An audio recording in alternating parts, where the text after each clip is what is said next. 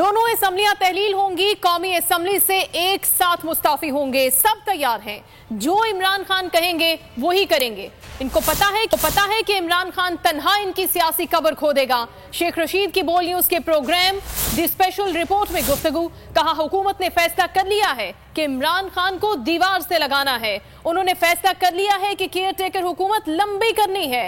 हुकूमत में आपस में जो फूट पड़ी हुई है, ये इसके लिए इकदाम कर रहे हैं।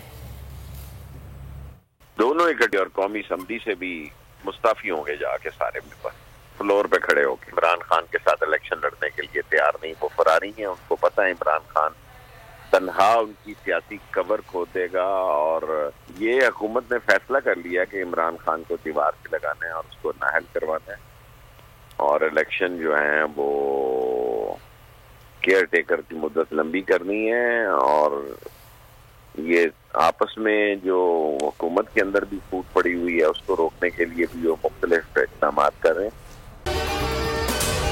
अगर आपको ये वीडियो पसंद आई है तो हमारे चैनल को सब्सक्राइब करें और बेल आइकन को प्रेस करें।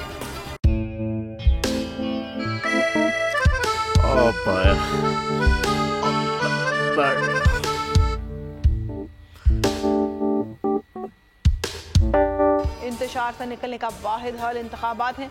हकीकी आज़ादी मार्च आज रवा।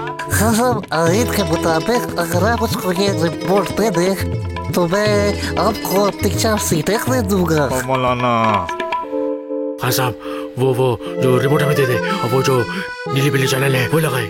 जाओ शबाज। हम ऐसा टीवी देखते ही नहीं जिसका रिमोट हमारे हाथ में ना हो।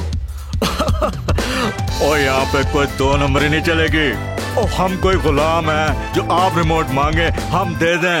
Absolutely not. यहाँ पे सिर्फ पाकिस्तान का नंबर 1 चैनल चलेगा, बोल, जो हकीकी सहाफत की जंग लड़ रहा है। पाकिस्तान के लिए कोई और नहीं, सिर्फ बोल खड़ा है। आप सब भी बोल देखें।